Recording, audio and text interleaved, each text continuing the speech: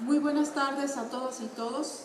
El día de hoy tenemos el honor de tener con nosotros a la doctora Marta Lamas Encabo, profesora investigadora del Programa Universitario de Estudios de Género de la Universidad Nacional Autónoma de México, profesora y periodista. Bienvenida, doctora.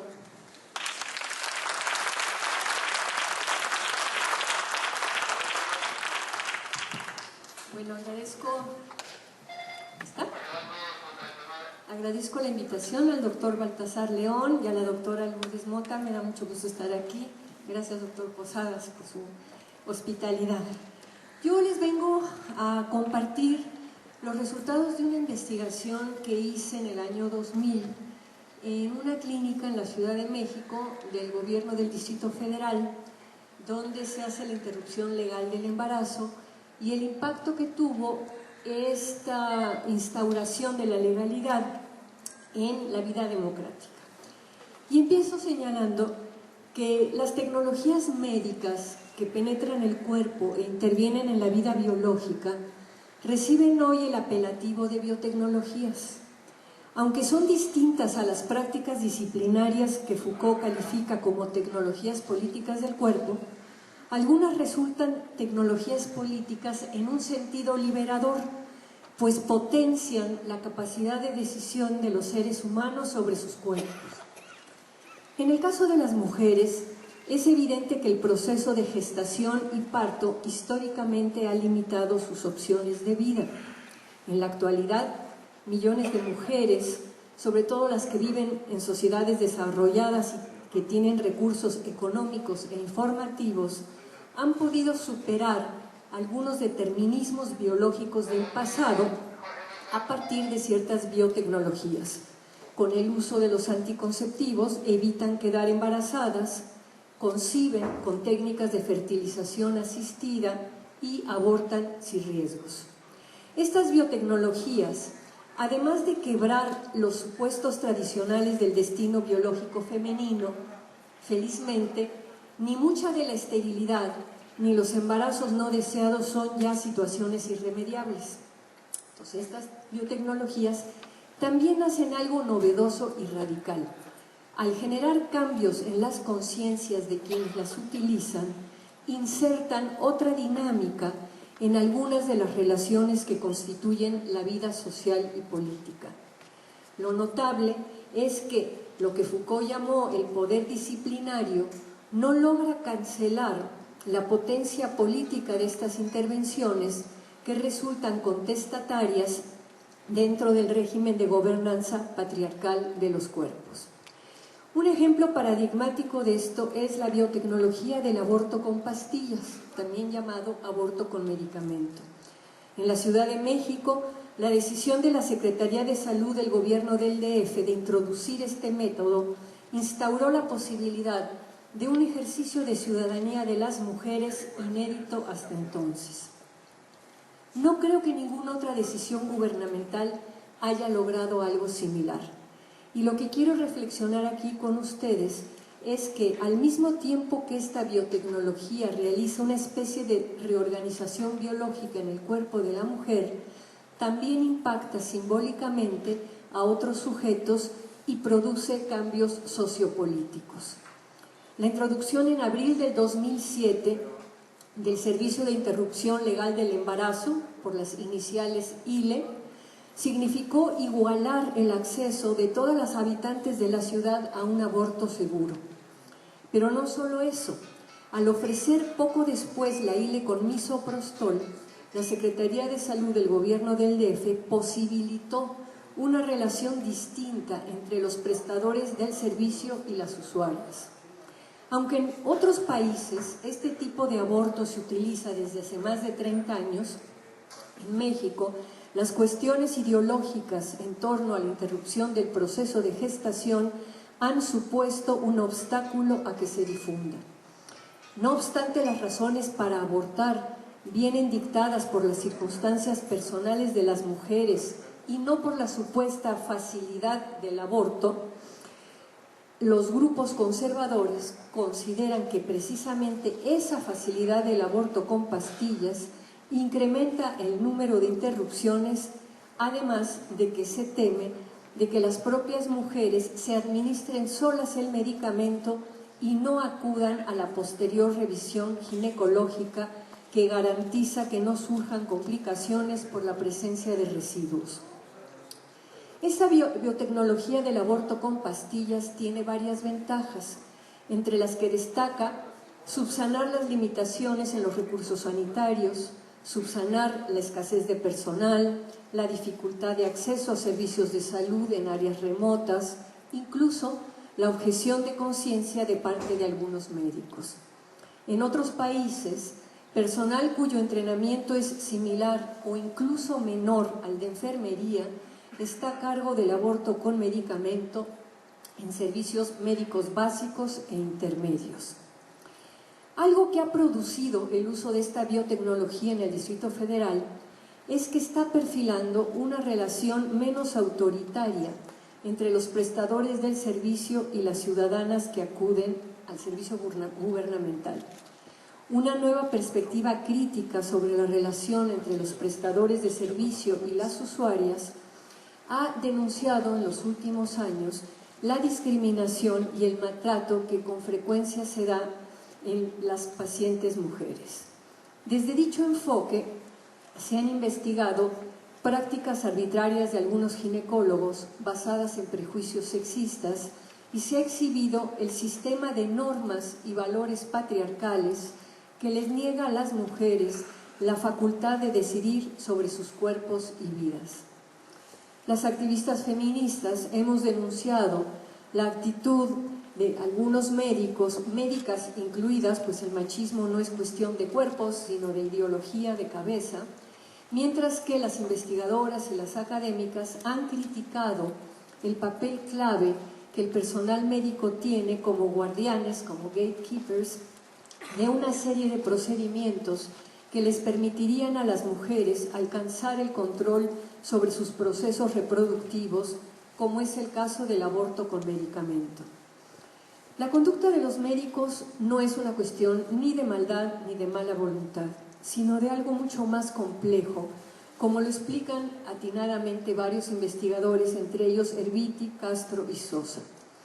Estos autores plantean que esta conducta reproduce el funcionamiento de la sociedad y en concreto del campo médico, y señalan, cito, que los estereotipos dominantes de género y en concreto del médico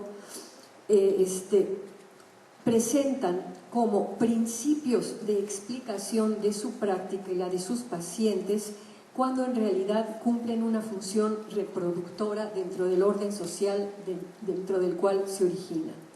Roberto Castro, que ha profundizado, es un investigador del CRIM de la UNAM, explora las relaciones de poder y las prácticas en el campo médico y rastrea la génesis de lo que se llama el hábitus médico, que son todos estos esquemas que vamos introyectando a veces sin darnos cuenta y de manera disciplinadamente, y que opera en los servicios de salud reproductiva.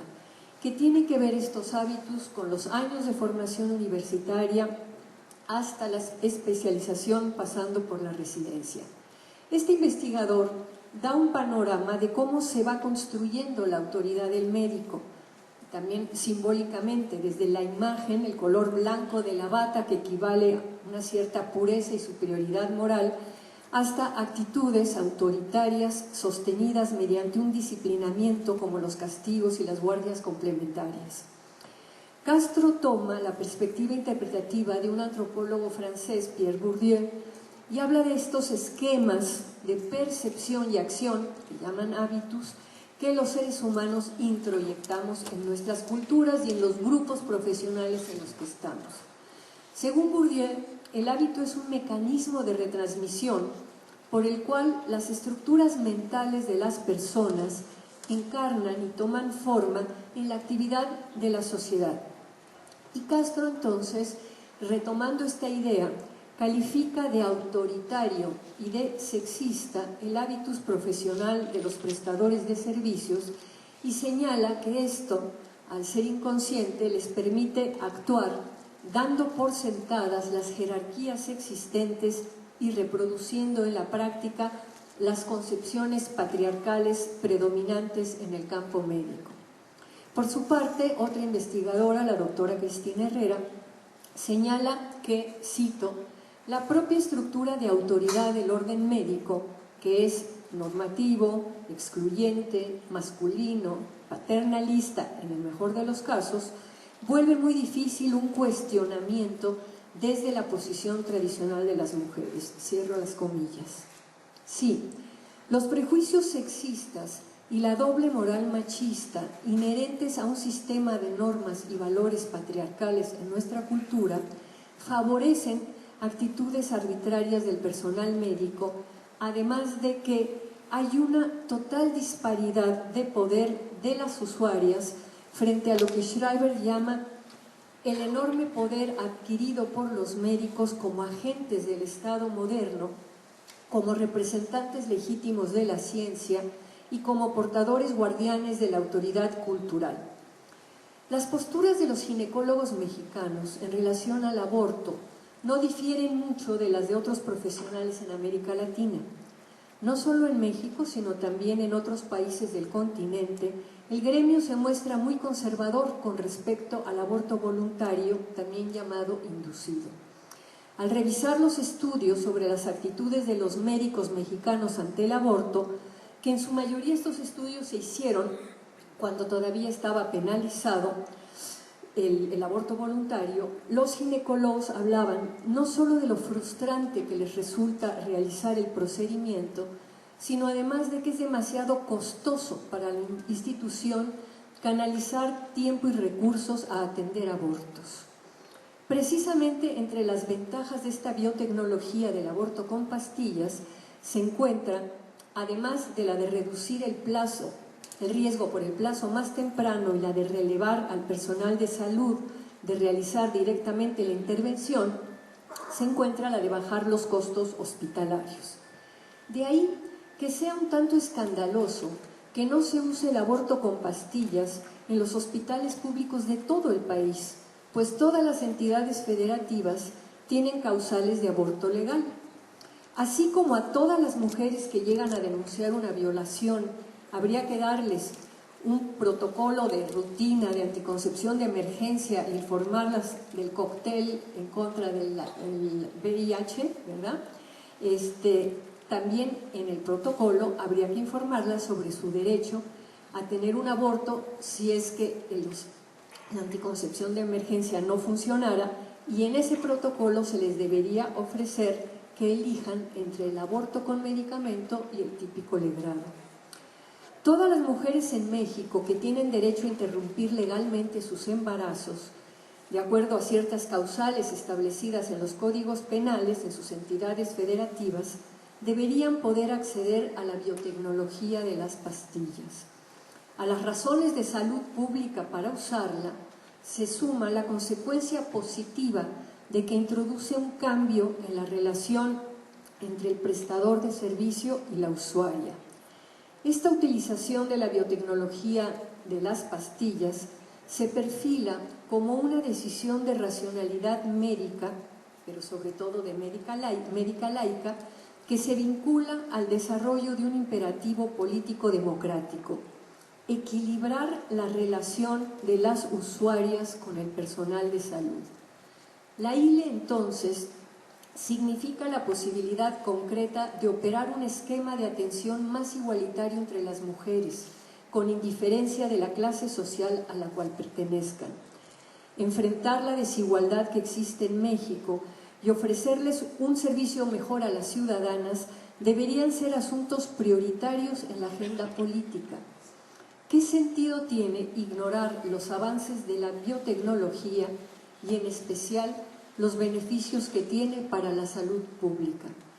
Al tomar a la ILE como un objeto de disputa ideológica, lo que hacemos es darle la espalda a la democratización de la salud. Uno de los focos principales de tensión de la práctica médica contemporánea es su reformulación con criterios de modernidad. Esto implica varias cuestiones que rebasan esta reflexión, pero en el caso concreto que aquí analizo, dicha reformulación se expresa en el aprovechamiento de técnicas que mejoren la atención médica, así como en el avance del respeto a los derechos humanos de las mujeres. La ética laica respecto al aborto lo conceptualiza como un derecho de las mujeres y la argumentación jurídica conduce a replantear que el Estado lo debe ofrecer como un servicio de salud, que es lo que está ocurriendo en el Distrito Federal. Pero en el amplio campo de la política nacional, la postura despenalizadora se enfrenta con las posiciones conservadoras y eclesiásticas, lo cual indudablemente polariza el debate y dificulta la toma de una decisión de salud pública. Para desarmar las medidas de control patriarcal dirigidas a preservar el statu quo en varios ámbitos de la vida social, se requiere que el gobierno esté comprometido con el respeto a la laicidad y con el derecho de las mujeres a decidir sobre los procesos que se dan en sus cuerpos. Por eso es que la potencia democratizadora del aborto con medicamento requiere de lo más difícil, de voluntad política. Cuando la Asamblea Legislativa del DF empezó a debatir el proyecto de reformar el Código Penal para sustituir en la Ciudad de México el sistema de causales de no punibilidad del aborto por el de plazos, el entonces secretario de Salud, el doctor Manuel Mondragón y Cal, se dio cuenta de que si la interrupción del embarazo antes de las 12 semanas se legalizaba, esto lo obligaría a reestructurar el servicio ginecológico en sus hospitales para garantizar que ese derecho de las mujeres se tradujera en una atención adecuada. Ante la gran probabilidad que existía de que dicha reforma, si se aprobara, el doctor Mondragón estableció una relación de trabajo con las organizaciones civiles que acompañaron el proceso de despenalización y entró en contacto con organizaciones internacionales que dan servicios similares. Así, contó con información de punta para planear y organizar un modelo de atención que aprovechara buenas prácticas ya probadas en otras partes del mundo. Al día siguiente de la publicación de la reforma en el Diario Oficial, la Secretaría de Salud del DF desplegó sus recursos materiales e imaginativos y sus hospitales estuvieron listos para dar el servicio y atender una demanda desconocida que temía que los rebasara. Como se esperaba, desde un inicio hubo resistencias de una parte del personal médico y de enfermería, tanto porque se vivió la realización del procedimiento como una carga extra de trabajo, como por la vivencia ideológica respecto del mismo. Según la ley del Distrito Federal, el hospital público tiene la obligación de realizar los abortos legales y la objeción de conciencia solo es válida para quien realiza el procedimiento. Las enfermeras no tienen derecho a objetar, pues su función es solamente la atención de la paciente y no realizan directamente la intervención. Muchos médicos se declararon objetores y el respeto a la objeción de conciencia dificultó la atención de la ILE en varios hospitales del DF. Además, los grupos antiaborto tensaron el clima laboral, pues hostigaban al personal, incluso lo agredían directamente, y entre sus insidiosas protestas rezaban el rosario con altavoces frente a los hospitales. Ante una demanda de ILE que iba en aumento, la Secretaría de Salud del DF decidió introducir el aborto con pastillas, una opción que releva a los médicos de realizar el legrado. Es un método seguro, de alta efectividad, y los estudios al respecto demuestran que el 95% de los abortos inducidos por esta vía son exitosos. Este tipo de procedimiento se usa desde 1980 y su ingesta permite interrumpir un embarazo antes de las 10 semanas sin necesidad de hospitalización ni intervención quirúrgica. Además, la ILE, como lo he dicho y lo voy a repetir a lo largo de mi intervención, tiene el valor agregado de posicionar a las usuarias como sujetos capaces de asumir una corresponsabilidad en el proceso y obliga a los médicos a confiar en que las mujeres llevarán a cabo adecuadamente las instrucciones en sus hogares y regresarán a la revisión. ¿Qué ocurrió en esta clínica? La clínica que está adscrita al Centro de Salud Beatriz Velasco de Alemán en el Distrito Federal, cuando de intervenir los cuerpos de las mujeres se les dio unas pastillas para tomar en casa con unas sencillas instrucciones. Tanto la legalización como esta biotecnología alentaron una transformación de actitudes y prácticas en los dos grupos involucrados, el de las usuarias del servicio y el del personal de salud. Dos académicas de la UAM Xochimilco llevaron a cabo un estudio entre las usuarias. Mi investigación fue entre el personal de salud. Y esta investigación justo después de la reforma legal y luego un año más tarde. Estas investigadoras señalan que, comillas, la legalización marcó un cambio formal, no solo en la práctica del aborto, sino en la concepción que tiene de sí misma quien toma esta decisión. Inmediatamente después de la reforma, las mujeres pasaron de ser delincuentes a ser usuarias legítimas de un servicio público, cierro comillas. También subrayan que, vuelvo a abrir comillas, la legalización y especialmente la prestación estatal del servicio fue interpretada por las mujeres como un respaldo y legitimación social de su derecho a decidir sobre su reproducción, lo cual puede facilitar las condiciones para el ejercicio de su autonomía y autodeterminación como personas sujetos de derecho. Cierro comillas. Al pasar del miedo a la seguridad, las usuarias vivieron la intervención como un alivio. Por eso las investigadoras concluyeron que, abro comillas, la reforma al Código Penal y a la Ley de Salud del DF ha traído consigo condiciones que transforman radicalmente la experiencia del aborto en una posibilidad que refuerza la construcción de las mujeres como sujetos autónomos con derechos a decidir plenamente sobre su cuerpo y su vida. Por otra parte, también hubo transformaciones en quienes atienden a las usuarias. En la investigación que hice en esta clínica, que concentra el 90% de las ILES que se realizan, entrevisté a todo el personal, desde a la directora, en ese momento era hombre, el director de la clínica, a las trabajadoras sociales, a las mujeres de intendencia, a las policías que vigilaban, a todas las enfermeras en sus distintos turnos y a los médicos.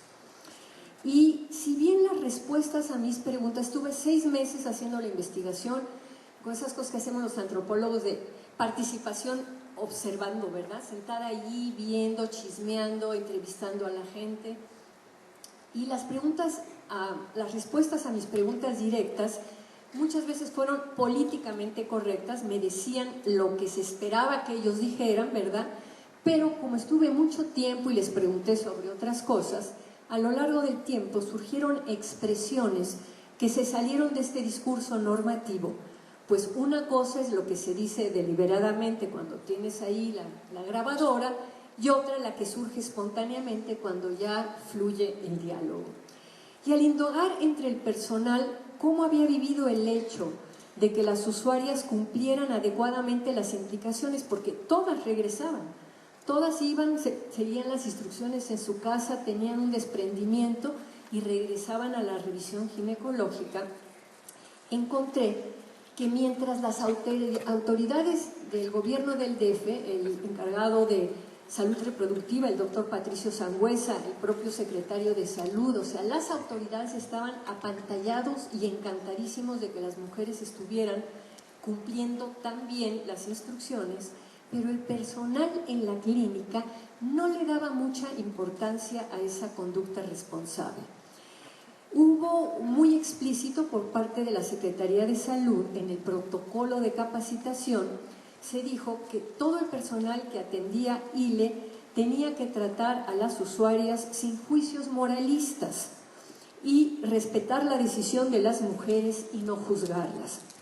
Sin embargo, en las pláticas, a varios médicos y enfermeras se les escaparon ciertos epítetos. Decían que las mujeres se habían vuelto muy exigentes, que se habían vuelto muy difíciles, que se habían vuelto muy abusivas, y con estos calificativos estaban hablando de una inédita actitud asertiva de muchas usuarias. También incomodó la ausencia de culpa.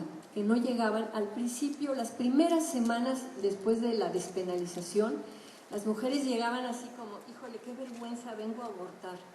Y después de unos meses las mujeres venían y decían, vengo por mi ILE, vengo por mi derecho. Hubo un cambio hasta en la manera en que venían y se sentaban, ¿no? Al principio como con vergüenza y tapándose, y después como muy de que, bueno, es mi derecho y esto es legal y no tengo por qué avergonzarme, ¿no? A esta ausencia de culpa, el personal la calificó de desinhibición, de descaro. Estas usuarias desinhibidas y descaradas, yo las interpreto como la expresión de un fenómeno reciente, que es la desdramatización de la vivencia del aborto. Fíjense, al efecto desculpabilizador que otorga la legalidad, porque si es legal, pues ya no tienes por qué sentirte culpable, ¿verdad? Pero a eso se suma la ausencia de drama que produce tomarte unas pastillas en tu casa, tener unos cólicos y tener un desprendimiento, ¿verdad? Y eso es absolutamente distinto y lejano a las imágenes tenebrosas de esos lugares ilegales con sus legrados sangrientos y mortales, ¿verdad? Estas conductas descaradas y exigentes, además, se alejan de una pasividad que antes se veía en las pacientitas que iban a los servicios ginecológicos y muestran este giro hacia una ciudadanización, hacia una conciencia de que la ILE es un derecho ciudadano. Los comentarios de incomodidad y de molestia de algunos integrantes del personal me remiten a lo presente que todavía está el estigma. Interpreto estos dichos del personal ante las usuarias desinhibidas y asertivas no solo como consecuencia de su hábitus, sino como un desplazamiento del estigma. Como ya no pueden rechazar la ILE porque ya es legal, desplazan su repudio a las actitudes no sumisas, atípicas de las usuarias. La fuerza del estigma católico sobre el aborto, que está inserto en nuestro tejido cultural, influye en las creencias ciudadanas y también las creencias del personal médico y los estigmas se crean sobresimplificando. Y el del aborto no es una excepción. Calificar de criminales a las mujeres que interrumpen un embarazo no deseado y calificar de criminales a los profesionales que las atienden es parte de las estrategias deslegitimadoras de los grupos fundamentalistas que se cobijan bajo las enseñanzas dogmáticas de la Iglesia Católica. Estigma e injusticia van de la mano. De nada sirve que se muestre que la penalización del aborto recae en las mujeres más pobres y vulnerables, ya que las que tenemos recursos, abortamos ilegalmente en condiciones seguras en los consultorios de nuestros médicos. Además de ser un proceso de desacreditación social, el estigma es un indicador de profundas desigualdades sociales. Algo que obstaculiza la ampliación de la ILE en el resto de las entidades federativas es justamente la forma en que ciertos dogmas religiosos influyen en las decisiones políticas, no solo porque están entretejidos en las tradiciones culturales, en los usos y costumbres de los ciudadanos, sino además porque las proclamas de los jerarcas eclesiásticos tienen un efecto en quienes gobiernan y hacen las leyes, y sobre todo en los dueños de los medios de comunicación. No sé si se han fijado que en México no hemos tenido un debate sobre qué implica despenalizar el aborto, mientras que Italia, país católico con Vaticano, ¿verdad?, despenalizó el aborto en 1978, después que durante un año todas las televisoras y todas las radiodifusoras invitaban a médicos a favor, a médicos en contra, abogados a favor, abogados en contra, señoras de provida, feministas, a debatir. Y después de un año de debate público masivo, hubo una votación y se aceptó el aborto. 2 años después hubo un plebiscito que organizó la Democracia Cristiana para ver si la sociedad estaba de acuerdo con la ley, y el 98% de los que fueron a votar dijeron que sí querían que siguiera la ley del aborto despenalizado. Entonces, no es un tema solo de religión, sino también de falta de democracia, de que no tenemos espacios de debate público. Ahora bien, aunque la Secretaría de Salud ha establecido nuevas normas profesionales para atender mejor esta demanda de las usuarias, pues la sociedad no se cambia por decreto. Los usos y costumbres siguen, los estigmas siguen y seguimos reproduciendo esquemas y creencias tradicionales. Y aunque interrumpir un embarazo es un procedimiento médico sencillo, que debería ser parte integral de cualquier programa de salud reproductiva, pues esta posición estigmatizadora ideológica lo impide. Esto podemos verlo en la notoria ausencia de entrenamiento al personal de salud en abortos inducidos, no solo con pastillas, sino con aspiración, sea manual o con máquina. Y es más, en instituciones públicas como la Facultad de Medicina de la UNAM tampoco se enseña. Otra señal más de permanencia del estigma es que en los seguros médicos, incluso para el Distrito Federal, esto no está incluido el pago de la ILE para las personas que se lo van a hacer a los hospitales privados y no van a las clínicas del gobierno del DF, ¿no?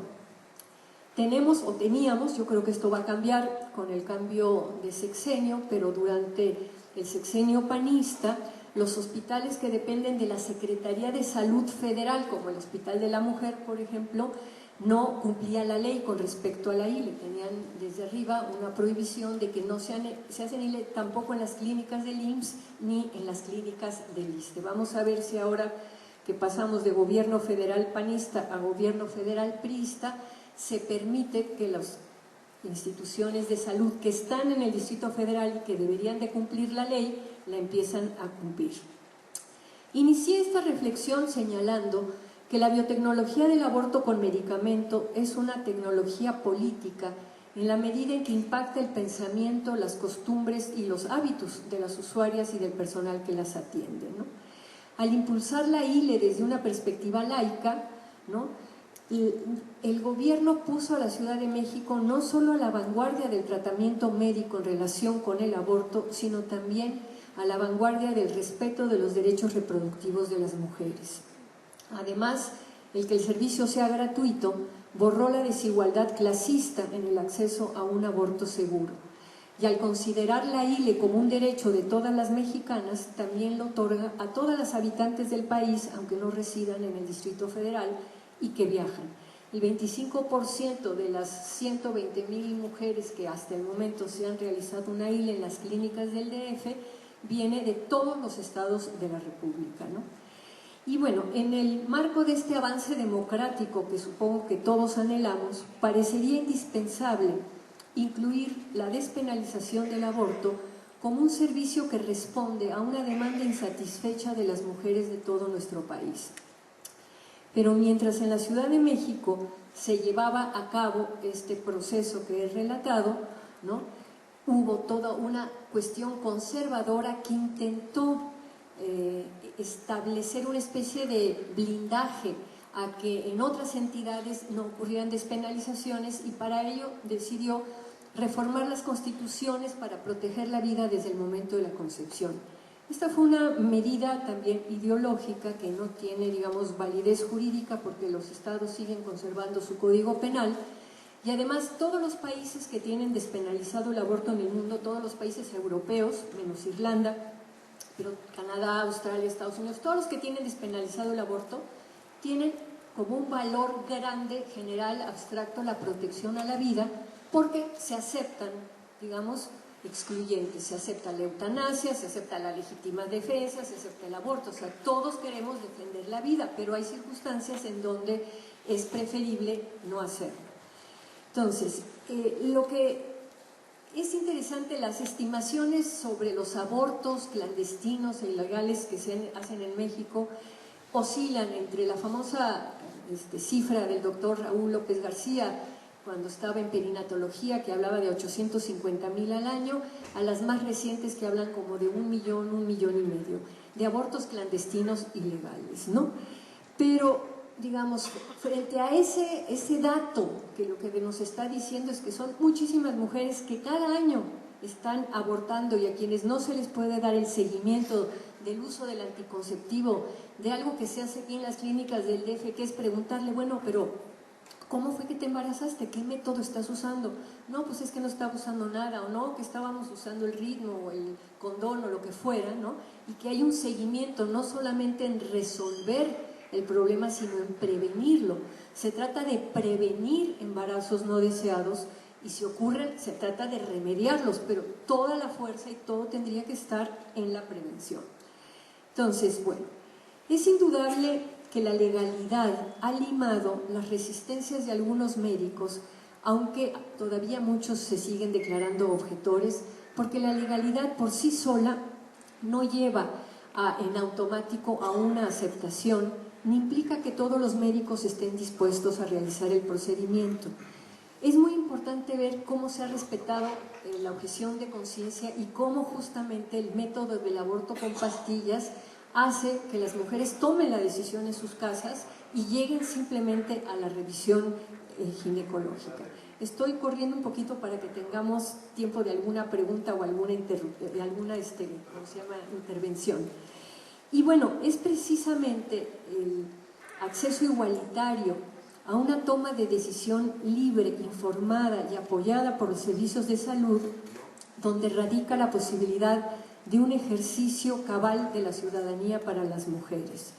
Y aunque formalizar el aborto como un derecho e institucionalizar los servicios correspondientes no llega a desconstruir totalmente los mandatos culturales que todavía tiñen las relaciones de género, sí es un hecho que contribuye sustantivamente a la fundamental autonomía corporal de las mujeres.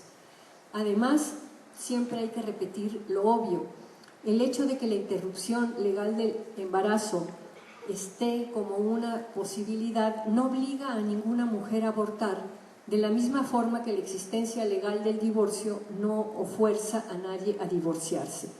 Ofrecer la ILE guarda concordancia con la separación Estado-Iglesia, lo que nos confronta aún más con el imprescindible papel de la laicidad en la función médica. Hay un jurista del Instituto de Investigaciones Jurídicas de la UNAM, que se llama Pedro Salazar, que subraya que la laicidad no es solamente un diseño jurídico, sino un proyecto político e intelectual que tiene trascendencia en múltiples esferas de nuestra vida colectiva. Y aunque a la larga la Iglesia tendrá que aceptar lo que ya sabe la ciencia, por lo pronto la laicidad es la palanca que se requiere para destrabar en las demás entidades federativas esta obstaculización al ejercicio de los derechos sexuales y reproductivos. Sin duda, la gran desigualdad socioeconómica en nuestro país es el gran obstáculo para el avance de la democracia. Sin embargo, ciertas acciones puntuales pueden impulsar procesos que contribuyan a una mayor democratización. La institucionalidad democrática constituye un sistema de garantías de respeto a los derechos individuales, tales como la privacidad y la libertad de creencias, por lo que una sociedad que aspira a hacer avanzar a la democracia requiere densificar las bases legales de la ciudadanía, o sea, darle más consistencia a lo legal. En México, el artículo 4 de la Constitución garantiza desde 1974 el derecho a elegir de manera libre, responsable e informada el número y el espaciamiento de los hijos, pero dicho artículo no habla de las formas o los mecanismos para llevar a cabo dicha elección. Por eso necesitamos densificar este derecho a la ILE para fortalecer el vínculo entre la vida personal y la política. Y al convertir un servicio de salud en un lugar de liberación de un destino impuesto, esta biotecnología del aborto ayuda a transformar la vida material de miles de mujeres e impulsa un proceso de eliminación del estigma. Por eso, la experiencia en el DF ofrece una nueva forma de comprender la política a partir de respetar las voluntades de las mujeres y de abrir sus prácticas institucionales a un uso moderno de la biotecnología. Dicho en otras palabras, la lección que tanto la biotecnología como la política democrática nos brindan es la de que sí es posible que las mujeres tengan un futuro no condenado por su biología. Muchas gracias y espero sus preguntas.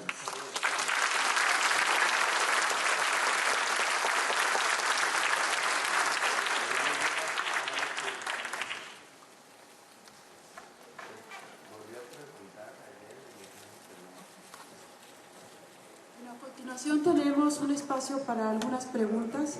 Hay personal en la parte posterior por si alguien quiere participar.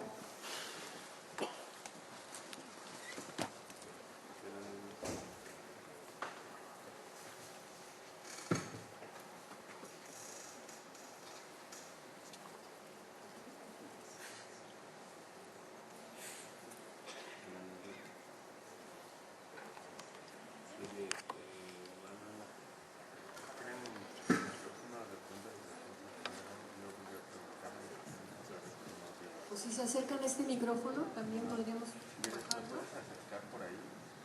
Aquí está.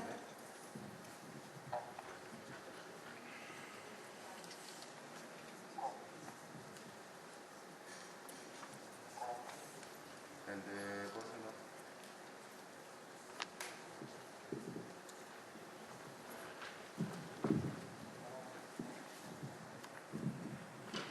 off. Buenas tardes, Marta. Bueno, primero me presento, soy médico y la verdad el escucharte me hizo sentir, en definitiva, con un pensamiento diferente de lo que puede ser un médico frente a un paciente. Sin embargo, yo creo que mucho de lo que está haciéndose en el DF es producto del pensamiento ideológico de muchas personas que en la Cámara de Diputados tuvo que centrarse para poder decidir el beneficio en la salud de un ser humano que es la mujer. Lamentablemente, como lo dijiste con toda asertividad, sí, somos un país multifacético, somos un país con multiplicidad ideológica y que lamentablemente esto dificulta el pensamiento de muchos políticos y que, bueno, por un lado la diversidad genera crecimiento y genera mayoría en las decisiones. ¿Tú cómo ves que este avance pudiera generar ese crecimiento en el resto de los estados del país? Es la pregunta que yo te quiero hacer, porque si bien es cierto el DF es una isla alrededor del país, pero además es avanzada.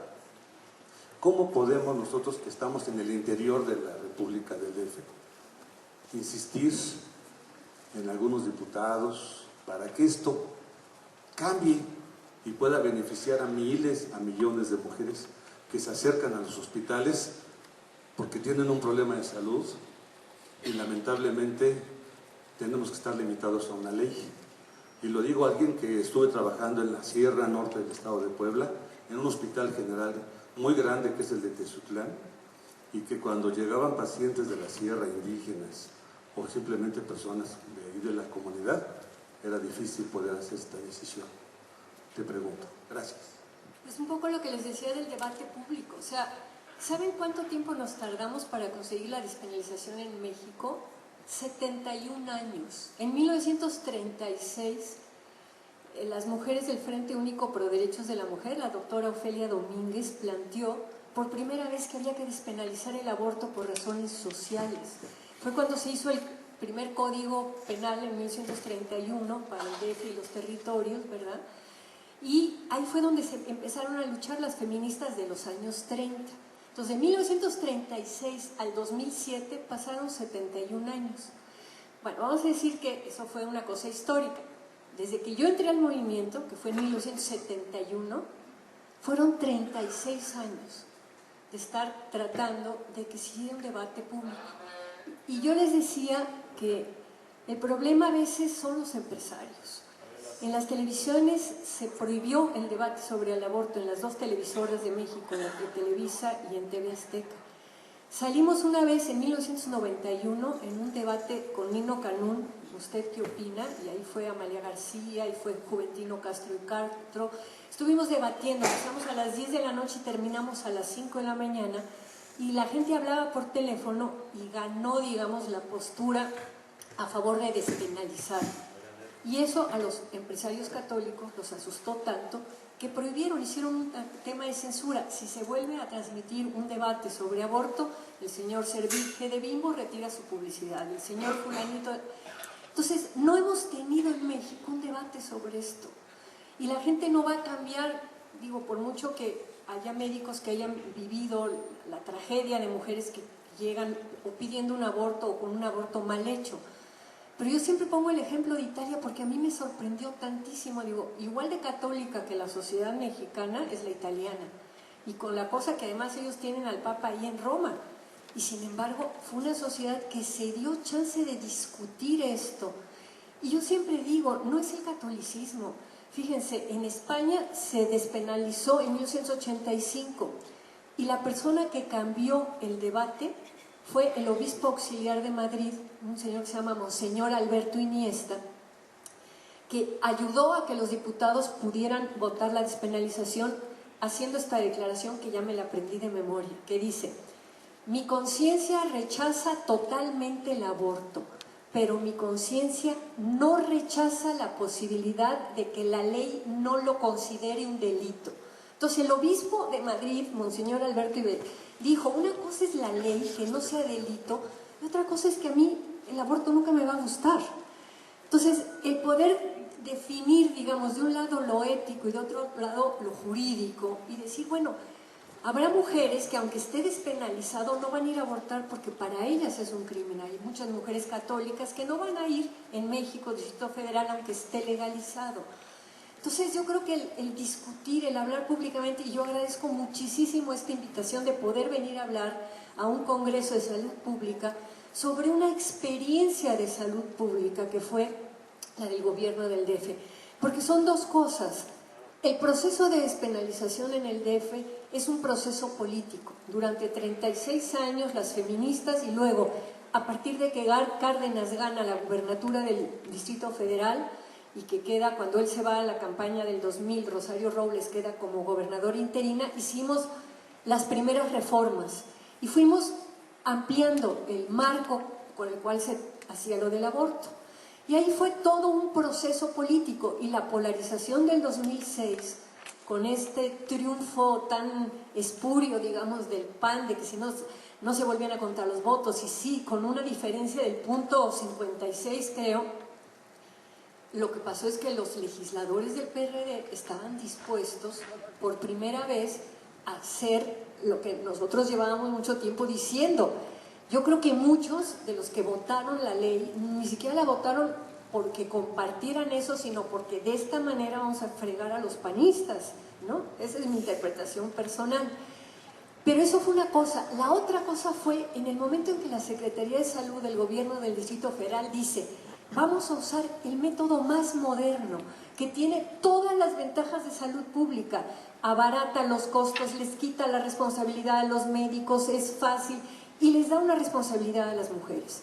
¿Quieres una interrupción? Bueno, ven antes de las 10 semanas, porque si vienes después de las 10 ya tiene que ser otra cosa. Y ahorita el 80% de las mujeres que van a pedir la ILE llegan a las 8 semanas. Se les dan sus pastillitas, se van a sus casas y regresan a los 3 días a que les hagan el ultrasonido y ver que ya salió todo. Entonces, la intervención en salud pública, habría, los que vienen de varias entidades federativas, decir, en cada estado las causales siguen vigentes. Aunque se haya reformado la Constitución para proteger la vida, eso no quiere decir que no siga funcionando el Código Penal. El aborto sigue siendo legal cuando es producto de una violación en todo el país y por distintas causas en distintas entidades. Yucatán tiene la ley más progresista porque la permite por razones socioeconómicas, es el único estado de la República que lo permite así. Entonces, que se cumpla la ley, pero que se cumpla con una mirada de salud pública moderna, que le va a resultar más barato, más seguro, etcétera, etcétera. Entonces, insisto, hablemos del tema, no le tengamos miedo a hablar al tema del aborto. Hay católicos progresistas que dicen hay que despenalizar, no solo Monseñor Iniesta en España lo dijo, aquí hay muchos que también lo dicen, ¿no? Entonces, creo que la censura, el no hablemos del tema, esto es prohibido, es vergüenza, no nos ayuda para avanzar. Esa sería mi respuesta.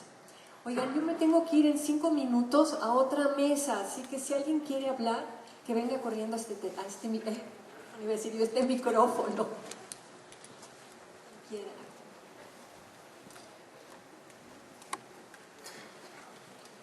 Sí, pues primero felicitarte, Marta, Gracias por venir a esta nuestra sociedad de salud pública de México. Este es un tema obviamente de salud pública y pues los salubristas no lo hemos abordado durante muchos años.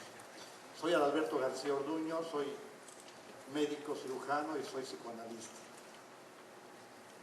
Y es un tema que a mí me ha interesado y en el cual he trabajado en alguna medida desde hace igual muchísimos años en un programa de televisión, la televisión mexiquense.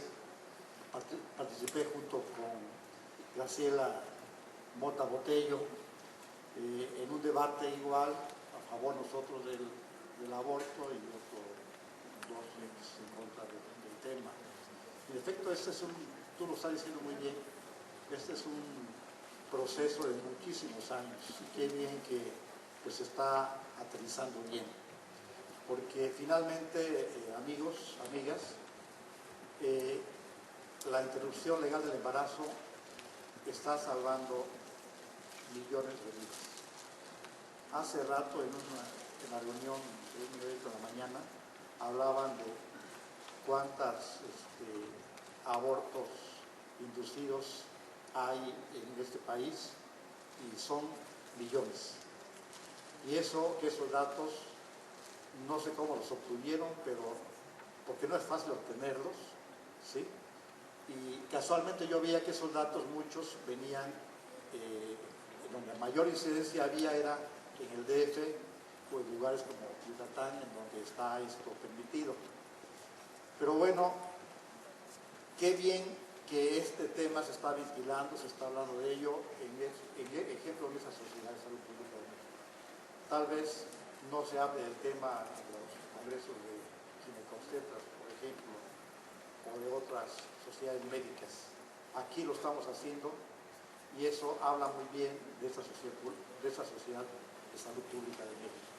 Para todos, felicidades. Créanme que, aunque como psicoanalista sé que hay obviamente un trauma al momento del embarazo. El asunto no solamente es biológico, es un asunto biopsicosocial, como podemos decirlo aquí. Sí hay trauma, pero yo digo es más fácil curar o resolver en alguna medida un trauma psicológico, una herida psicológica, que reponer una vida. Y muchas de las mujeres que acudían a una interrupción de su embarazo, pues ya lo vimos en el Padre Amaro, pues simplemente morían, ¿sí? Y gravemente, tristemente morían, les costaba la vida. A otras les costaba una histerectomía y a otras todo un drama en su vida. Hoy que tú hiciste esta investigación, Marta, y que dices que la gente que sale sin culpa, sin mayor problema psicológico, pues lo creo, porque en efecto una cosa es que vayan a algo clandestino, ilegal, pecaminoso y demás, a que vayan a un proceso que está legalmente autorizado.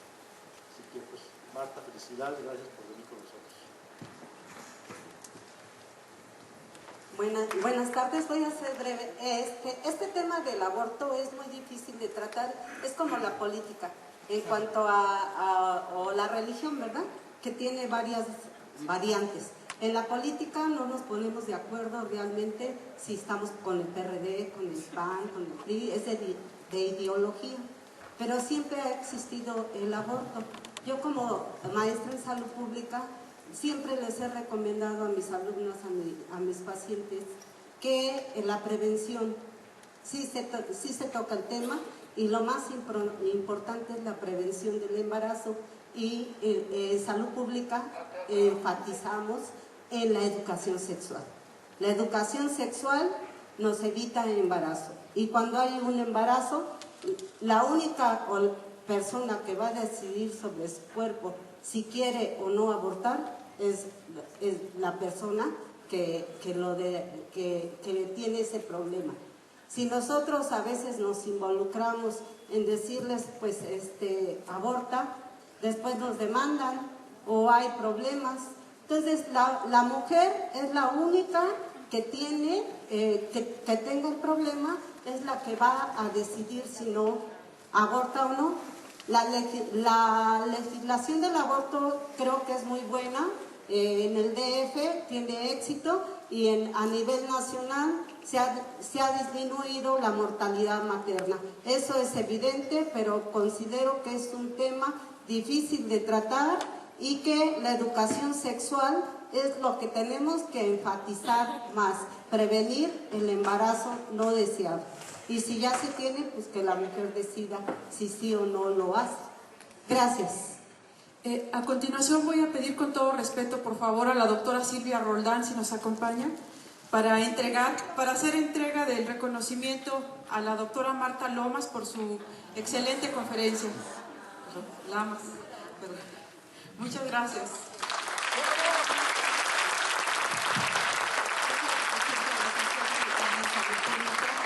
Buscamos mucho esta posibilidad hasta que Lourdes Mota dijo, yo la conozco, yo voy a hacer el acercamiento. Es un tema muy importante para la salud pública. Nosotros trabajamos mucho para disminuir la muerte materna. Aquí hay un punto, efectivamente no ha hablado, con susto todavía, y bueno, me encanta, les agradezco y agradezco muchísimo que esté aquí. Y va a estar la doctora en la sesión temática de adolescentes, que seguramente podremos hablar. Gracias.